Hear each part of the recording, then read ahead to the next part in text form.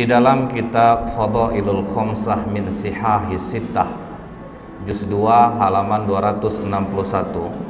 Jadi pernah diriwayatkan, Pak, datanglah 3 orang pendeta Yahudi menghadap kepada Khalifah Umar bin Khattab radhiyallahu anhu. Apa kata 3 pendeta Yahudi ini? Wahai Amirul Mukminin, kami bertiga datang ingin bertanya kepadamu beberapa hal. Apabila engkau bisa menjawab pertanyaan kami, maka kami bertiga masuk Islam. Tapi jika engkau tidak bisa menjawab, berarti Islam itu bukan agama yang benar dan Muhammad itu bukan seorang Rasul. Jadi jaminannya, Pak, kalau Umar bisa jawab, mereka masuk Islam. Tapi kalau tidak, jangan lagi katakan Islam itu agama yang benar, Muhammad itu seorang Rasul. Maka kata Umar bin Khattab, baik, silahkan Pak Pendeta, apa yang ingin kalian tanyakan? Maka kata salah satu di antara 3 pendeta ini, pertanyaan kami yang pertama, kapan pintu langit itu terkunci? Ini pertanyaan jebakan namanya nih, Pak. Jadi dalam berdebat, kalau ahli kitab ini dia menggunakan pertanyaan yang rasanya sulit untuk dijawab, karena itu butuh nalar yang dalam, Pak. Kemudian yang kedua, Umar, kapan pula masanya pintu langit itu terbuka? Kemudian yang ketiga, coba engkau sebutkan kuburan yang bisa berjalan bersama penghuninya. Kubur tapi bisa jalan, Pak. Kemudian coba engkau sebutkan makhluk Allah yang bisa memberi peringatan kepada kaumnya, tapi dia tidak manusia dan tidak pula jin. Bisa ngasih nasihat tapi bukan manusia, bukan pula jin. Kemudian Umar, coba engkau sebutkan 5 makhluk Allah yang berjalan di muka bumi tapi tidak dilahirkan oleh induknya. Kemudian Umar, coba engkau jelaskan kepada kami kisah pemuda-pemuda yang mempertahankan imannya dan mereka bersembunyi di dalam gua. Setelah pendeta Yahudi ini bertanya, Pak, apa kata Umar? Bukanlah sesuatu hal yang memalukan bagi Umar bila memang dia tidak bisa menjawab pertanyaan yang tidak dia bisa jawab. Jadi ini poinnya satu, Pak. Kalau memang kita tidak bisa jawab, jangan malu mengatakan tidak tahu. Karena sahabat Rasulullah ini, Pak, punya spesifikasi berbeda-beda. Semuanya nggak sama. 60 karakteristik sahabat Nabi itu beda-beda, Pak. Tidak sama. Yang satu tidak menjadi yang lainnya. Kita diciptakan Allah punya talent yang bermasing-masing. Makanya kita ada yang jadi pegawai, ada yang jadi pedagang, ada yang otomotif. Semua kita masing-masing. Maka kata Umar, kalau bertinju kalian sama aku masih kurang orangnya ini. Kalau bertinju, karena Umar itu kenapa dia digelari Al-Faruq, sang pembeda itu, Pak? Dengan masuknya Umar lah dakwah Islam ini jadi terang-terangan. Apa kata Umar kepada Rasulullah? Ya Rasulullah, jika aku mati dalam keadaan Islam, apakah aku mati dalam keadaan benar? Iya Umar. Jika aku hidup dalam keadaan Islam, apakah aku juga hidup dalam keadaan benar? Iya Umar. Kalau begitu tidak perlu sembunyi lagi Rasulullah. Keluar kita semuanya. Jadi Hamzah di depan, Umar di belakang, jalan menuju Ka'bah. Terdiamlah semua orang Quraisy. Maka Umar dekati seluruh orang Quraisy itu. Siapa yang ibunya ingin menjadi nangis? Siapa yang istrinya ingin menjadi janda? Siapa yang ingin anaknya menjadi yatim, berdiri lawan aku. Nggak ada yang mau, Pak. Karena tahu Umar itu tahan berantem dari pagi sampai sore, 1 lawan 5, masih mampu dia. Jadi agak jiper juga jadinya pendeta Yahudi ini, Pak. Tapi kata Umar, bagian dari kami ada yang gak mudah menjawab pertanyaan ini. Kalau memang ada ya sudah, ajukan saja. Dipanggil oleh Umar, Salman, dipanggil Salman Al-Farisi. Ya Amirul Mukminin, kau pergi ke rumah Ali, katakan Umar memanggilnya. Maka Salman langsung lari ke tempat Ali bin Abi Thalib. Wahai Ali, Umar memanggilmu. Ada 3 orang pendeta Yahudi mendebatnya. Begitu Umar memanggilnya, dalam riwayat ini disebutkan dia ambil burdahnya, dia sandang selendangnya, dia pergi ke tempat Umar bin Khattab yang waktu itu masih duduk 3 orang pendeta ini. Ada apa Amirul Mukminin? Ini Ali. 3 pendeta ini mempertanyakan beberapa hal. Kalau bisa dijawab, mereka masuk Islam. Tapi kalau tidak bisa jawab, katanya jangan lagi kowar-kowar Muhammad itu seorang Rasul dan Islam itu agama yang benar. Maka kata Ali, silahkan Pak Pendeta, coba diulangi lagi pertanyaannya. Maka kata pendeta ini, yang pertama Ali, kapan langit itu pintunya terkunci atau langit itu digembok oleh Allah, itu kapan? Maka kata Ali, asyirku billah, syirik kepada Allah. Jika kalian mempersekutukan Allah, seluruh amalan tidak naik ke langit. Itulah makna langit terkunci. Kemudian Ali, kapan pintu langit itu dibuka oleh Allah? Di saat engkau mengucapkan la ilaha illallah. Ketika engkau tidak menyekutukan Allah, engkau mengakui Allah itu satu, pintu langit akan terbuka. Kemudian Ali, coba engkau sebutkan kubur yang bisa berjalan bersama penghuninya. Maka kata Ali, yang kalian tanyakan ini adalah Yunus bin Matta, Nabi Yunus alaihissalam. Ketika Nabi Yunus berdakwah di kaumnya, nama kaum Nabi Yunus ini Pak, Nineveh Pak, didakwahi tauhid, rajanya mencemooh, kemudian masyarakatnya mencemooh, tidak ada yang mau menerima dakwah Nabi Yunus. Maka Nabi Yunus memohon kepada Allah, Allah kasih waktu 40 hari akan diturunkan azab. Sampai hari ke-39 tidak ada tanda-tanda azab Allah turun. Nabi Yunus putus asa. Dia tinggalkan kaumnya Bu, tanpa izin Allah. Dia tinggalkan kaumnya, dia berangkat, baru langit menghitam. Jadi Nabi Yunus tidak tahu bahwa Allah akan menurunkan azab. Begitu raja dan masyarakat melihat bahwa azab Allah akan turun, waduh, ini benar Yunus ini. Maka semua kaum Nineveh bertobat, cuman nabinya udah pergi. Naik ke atas kapal, gelombang tinggi, ketakutan nakodanya, maka diundilah nama Nabi Yunus keluar berkali-kali. Maka dicampakkanlah Nabi Yunus ke dalam laut, dimakan oleh ikan, terkubur dalam perut ikan, dibawa jalan ke 7 samudra selama 40 hari. Itulah kubur yang berjalan bersama penghuninya. Karena Allah katakan dalam surah As-Saffat 143, falaula annahu kana minal musabbihin, maka sekiranya Nabi Yunus tidak termasuk orang yang banyak berzikir, bertasbih kepada Allah, jadi dalam perut ikan itu menyesal Nabi Yunus. Dia zikir la ilaha illa anta subhanaka inni kuntu minaz zalimin. Mual perut ikan itu dibuatnya Pak.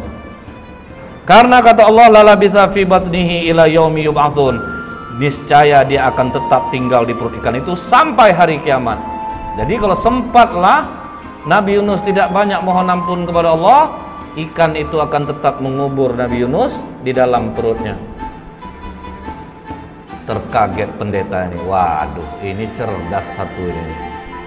Dapat dia menjawab pertanyaan pendeta. Jadi kubur yang jalan bersama penghuninya, Nabi Yunus berada dalam perut ikan dan dibawa 40 hari ke 7 samudra, baru dimuntahkan.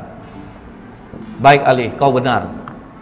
Kemudian Ali, coba engkau sebutkan makhluk Allah yang bisa memberi nasihat kepada kaumnya, tetapi dia bukan manusia dan bukan pula jin.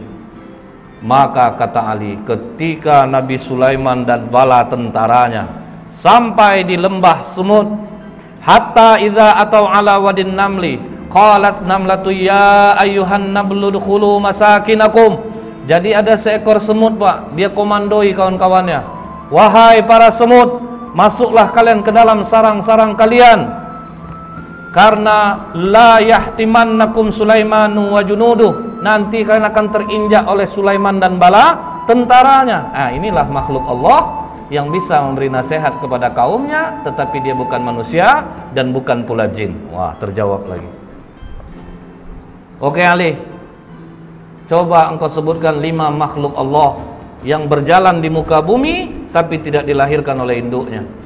Maka kata Ali, Adam alaihissalam, Siti Hawa, onta Nabi Soleh itu keluar dari batu, Pak, tidak dilahirkan oleh induknya. Kemudian tongkat Nabi Musa yang berubah menjadi ular, ular itu juga tidak dilahirkan oleh induknya. Kemudian kambing pengganti leher Nabi Ismail, itu pun tidak dilahirkan oleh induknya. Akhirnya 2 di antara 3 pendeta ini langsung menyatakan asyhadu alla ilaha illallah wa asyhadu anna muhammadar rasulullah. Oh tunggu, kata satu pendeta lagi, 2 kawanku mungkin sudah terpengaruh oleh jawabanmu Ali, tapi masih ada satu lagi yang belum terjawab. Coba engkau ceritakan kisah pemuda yang bersembunyi dalam gua untuk mempertahankan imannya. Baik, akan aku terangkan seperti apa yang ada dalam Al-Quran, kata Ali. Kalau dari Al-Quran kami sudah dengar Ali, kami ingin engkau detail menerangkannya seperti apa yang disampaikan Rasulullah kepadamu. Maka kata Ali, kalau begitu benarkan duduk kalian. Malah ditantang, Pak. Jadi dia ingin mengungkap Ali itu ceritanya itu yang detail. Maka kata Ali, silahkan, dari mana kalian ingin menanyakan? Baik Ali, di mana peristiwa itu terjadi? Maka kata Ali, di kota Apesus atau Tarses, Pak, antara Turki, Yordan. Kemudian silahkan lanjutkan Ali. Jadi dulunya, kata Ali, kota Apesus ini dikuasai oleh raja yang sangat baik. Ketika raja ini meninggal, Raja Dikianius yang menguasai Roma mendengar bahwa Raja Apesus ini meninggal, maka mereka pun menyerang kota Apesus dan mereka kuasai. Kemudian kata Ali, Dikianius membangun istana besar. Tunggu dulu Ali, kata pendetanya. Berapa panjang dan lebar istana yang dibangun oleh Dikianius? Maka kata Ali, panjang 1 farsah, lebar 1 farsah. Baik Ali, teruskan. Kemudian Dikianius ini memiliki menteri-menteri, dan Dikianius meletakkan 50 menteri di sebelah kanan, 50 menteri di sebelah kiri. Dan Dikianius mempunyai 6 penasehat, pemuda-pemuda cerdas di belakangnya, 3 di kanan, 3 di kiri. Oke Ali, siapa nama ke-6 pemuda itu? Maka dijawab oleh Tamlika, Miksalmina, Mikaslimina, Martelius, Kalitius, Sidamius. Jadi inilah 6 pemuda yang menjadi cikal bakal Ashabul Kahfi. Tapi waktu itu masih 6. Nah ini Pak, waktu itu hanya masih 6. Ini pemuda-pemuda cerdas andalan Dikianius. Jadi kalau 50 menteri sudah rapat, tetap nanti keputusan akhir kepada 6 pemuda ini. Nah kemudian Pak, ditanya oleh pendeta ini, seluas itu istana yang dibangun oleh Dikianius Ali, bagaimana dia cara mengharumkan istananya? Maka kata Ali, setiap pagi ada yang membawa parfum di dalam ember besar. Kemudian ada satu yang membawa seekor burung. Ketika burung ini diberi isyarat, maka burung ini mencemplungkan kedua sayapnya dan mengibaskannya ke seluruh ruangan istana. Canggih orang dulu rupanya Pak. Setelah itu kata Ali, ketika Dikianius 30 tahun berkuasa, tidak pernah sakit, disitulah dia bertanya kepada para menterinya, kalian pernah enggak nengok aku sakit, demam, beringus, lemah, letih? Tidak pernah Raja. Biasanya kalau yang enggak sakit-sakit ini siapa? Tuhan Raja. Bersediakah kalian menyembahku? Bersedia Raja. Pokoknya siapa yang mau menyembahku, aku berikan kehidupan yang baik. Pakaian dari sutra, kemewahan, kekayaan akan aku berikan. Begitu dikasih kekayaan, uang, fasilitas, masyarakat rela menyembah Dicanius. Mereka semua menyembah Dicanius. Tapi Pak, 6 pemuda yang di belakang Dicanius akhirnya rapat di rumah Tamlika. Dicanius mengaku dirinya Tuhan. Disuruhnya orang menyembah, orang pun menyembahnya. Sementara kalau dia Tuhan, kenapa harus kita yang memutuskan setiap permasalahan? Jadi menurutmu bagaimana Tamlika? Dia bukan Tuhan. Justru kita harus berpikir, langit tanpa tiang kok bisa tegak? Pasti ada yang menciptakannya. Hujan turun, bintang bercahaya. Dicanius saja dia masih merasa takut, dia juga tidur, dia juga lapar. Masa Tuhan punya kekurangan seperti itu? Jadi apa keputusanmu Tamlika? Kalian rela enggak tinggalkan kekayaan, jabatan, fasilitas ini? Kita lari dari sini. Kalau kita melawan tidak mungkin bisa. Kita lari dari sini untuk mencari Tuhannya langit dan bumi. Apakah kalian rela untuk miskin bersamaku? Kalian tinggalkan jabatan, kesenangan kalian, fasilitas ini? Kami rela Tamlika. Itu makanya dikatakan, siapa yang menghafal 10 ayat awal suratul Kahfi, maka dia akan terbebas dari godaan Dajjal. Karena apa Pak? Ini mengingatkan kita, waduh, ini pemuda-pemuda kaya, cerdas, rela kehilangan harta, jabatan untuk tauhid. Berani mereka tinggalkan. Akhirnya mereka pun pergi berenam, diam-diam, dan semua harta ditinggalkan. Mereka sempat menjual kurma Pak. Kurma itu dijual sebanyak 3 dirham. Uang 3 dirham ini dibawalah lari. Cukup jauh mereka berjalan, sampailah mereka berjumpa dengan seorang pengembala yang memiliki seekor anjing. Maka kata pendeta ini, siapa nama anjing itu? Maka dijawab Ali, namanya Kitmir. Kemudian apa kata pengembala ini? Tuan-tuan, dari wajah tuan-tuan, aku yakin tuan-tuan ini bukan orang miskin, pasti dari bangsawan. Jadi karena apa? Orang-orang senang ini kelihatan dia dari wajahnya. Kemudian betul kata Tamlika, kami ini 6 penasehat Dicanius. Dia mengaku dirinya Tuhan dan kami tidak mengaku itu. Makanya kami meninggalkan kerajaan, kami tinggalkan semua pangkat jabatan kami. Karena tidak pernah kami berjalan seperti ini. Lihat, kaki pun sudah luka-luka Pak. Orang manja jalan berkilo-kilo, habis kaki luka. Apa kata pengembala ini? Tenang tuan-tuan, aku mengetahui tempat persembunyian yang baik.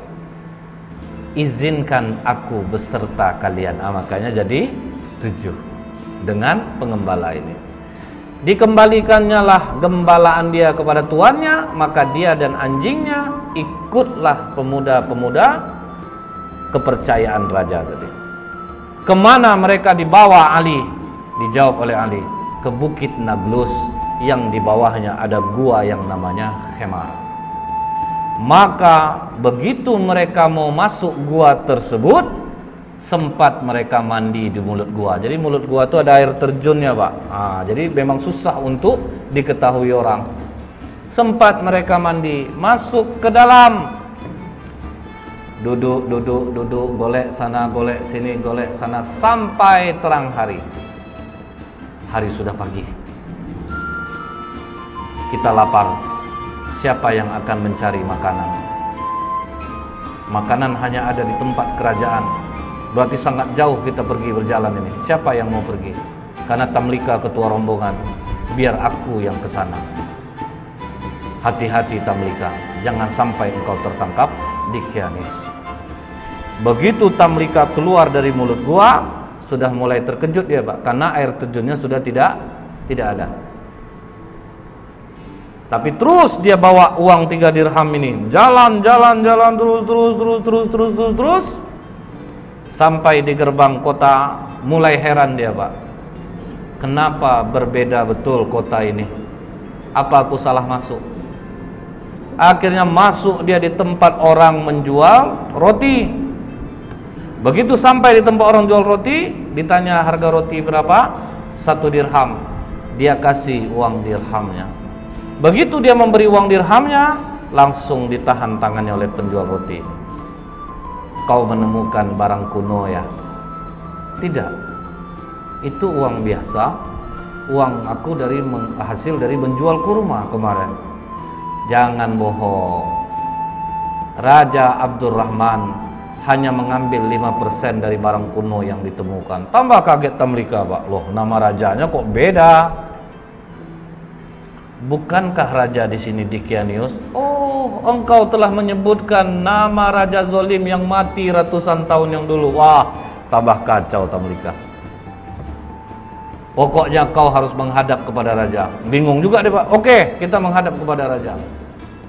Begitu sampai di kerajaan, alangkah kagetnya Tamlika, ternyata rajanya memang tidak Dickianius. Dikatakan oleh tukang roti ini, "Raja, ini orang membeli roti kepadaku dengan menggunakan uang kuno. Jadi makanya aku bawa dia kemari. Tapi ini uang aku kemarin Raja, bukan uang kuno." Sudahlah, kata raja, kami hanya mengambil 5% dari barang kuno yang ditemukan. Tidak Raja, ini uang baru kemarin. Sudahlah, jangan berkelit, kata raja. Aku tinggal di sini Raja. Disebutkannya lah nama-nama orang yang dia kenal Pak. Apa kata raja? Sepertinya pikiranmu mulai terganggu. Nama-nama yang kau sebutkan itu nama-nama orang yang sudah lama matinya. Tapi betul Raja, aku tinggal di sini Raja. Aku masih ingat di mana rumahku. Maka kata raja, iringi dia. Kemana dia menunjukkan rumah, pergi kalian ke sana. Diiringilah oleh para tentara. Sampai di rumah yang dia tunjuk, diucapkan, dipanggil keluar orang tua yang sudah sangat tua renta. Mengapa kalian datang kemari? Katanya kepada tentara raja ini. Ini Pak, pemuda ini mengaku dia tinggalnya di sini. Siapa kau anak muda? Dijawab oleh Tamlika, aku Tamlika putra Filistin. Langsung sujud kakek ini datuk moyangku. Inilah yang diceritakan oleh Isa alaihissalam. Pemuda-pemuda ini akan bangkit. Mereka mendiami gua, makanya di kitab Injil ada ayat tentang Ashabul Kahfi, 7 sleeper. Jadi ada Pak. Maka hebohlah kota Efesus. Bangkit raja mengingat apa yang pernah disampaikan oleh Isa alaihissalam. Jadi rupanya sudah datang pula utusan Nabi. Sudah berlalu pula masanya. Maka kata raja ini, bawa Tamlika, digendong di atas kuda, dihormati sampai di bawah bukit Nablus. Apa kata Tamlika? Jangan ada yang naik ke atas, karena nanti sahabat-sahabatku mengatakan Dickianius lah yang mengejar dia. Jadi tunggu kalian di bawah, biar aku yang naik ke atas. Maka Tamlika naik ke atas. Sampai dalam gua bawa juga lah roti tadi. Silahkan makanlah kalian dulu. Apakah aman perjalananmu Tamlika? Bukan aman lagi, malah aku bingung dan terkejut. Tahukah kalian sudah berapa lama kita di sini? Makanya ada dialog itu Pak dalam surat Al-Kahfi. Fadarabna ala adhanihim fil kahfi sinina adada. Maka kami tutup telinga mereka dalam gua itu selama beberapa tahun. Kemudian kami bangunkan mereka agar kami mengetahui manakah di antara kedua golongan itu yang lebih tepat dalam menghitung dan berapa lamanya mereka tinggal di dalam. Jadi mereka mengatakan ada yang setengah hari, ada yang 1 hari. Maka kata Tamlika, tidak. Kita berdiam di sini sudah lebih daripada 309 tahun. Mendengar itu, benarkah Tamlika? Iya, raja sudah berganti. Seorang nabi sudah diutus dan sudah berlalu. Mereka sekarang menunggu kita di bawah. Mari kita turun. Maka apa kata 5 orang kawannya lagi? Tamlika, Mixalmina, Mekastimina, Martelius, Calitius, Sidanius. Jangan Tamlika. Kita sudah melihat kebesaran Allah melindungi kita selama 300 tahun. Seolah-olah kita baru saja semalam. Kita sudah diselamatkan Allah, kita bangun dan akhirnya kita tahu tentang keajaiban Allah. Kita mohonkan kepada Allah untuk menutup pintu gua ini dari pandangan manusia, dan kita mohon kepada Allah untuk mengambil kita. Karena apabila kita turun Tamlika, mereka nanti akan mengkultuskan kita. Mereka akan mendewakan kita, karena itu sifat manusia, Pak. Karena kan sempat bertengkar dua kubu. Kami berhak di sini, kami berhak di sini. Makanya mereka minta, sudah, kita jangan ada yang turun. Akhirnya pintu gua itu ditutup dari pandangan manusia. Mereka pun tidak ada jelas riwayat mereka diambil Allah atau ada kuburannya pun tidak ada. Karena mereka minta kepada Allah, ambil kami, tutup gua ini dari penglihatan manusia. Seminggu raja berkeliling mencari, Pak, tidak ditemukan gua itu pada awalnya. Kalau sekarang sudah. Setelah Ali menceritakan ini semua kepada pendeta ini, maka pendeta itu mengatakan, engkau benar Ali, engkau telah menceritakan dengan detail apa yang ada di dalam kitab kami, dan memang benarlah apa yang disampaikan Muhammad kepadamu. Maka pendeta yang terakhir ini pun masuk Islam jadinya, Pak, mengucapkan syahadat asyhadu alla ilaha illallah wa asyhadu anna muhammadur rasulullah. Jadi inilah dahsyatnya ketika kita memiliki ilmu, kita tidak gampang dibodohi. Ketika kita memiliki ilmu, makin tinggi ilmu, Pak, berdebatnya mesti makin pelan. Tapi yang membuat orang besar-besar suara tuh, Pak, karena nggak bisa dia mencari dasarnya, sehingga dia harus berkeras-keras. Tapi lihat sikap Ali.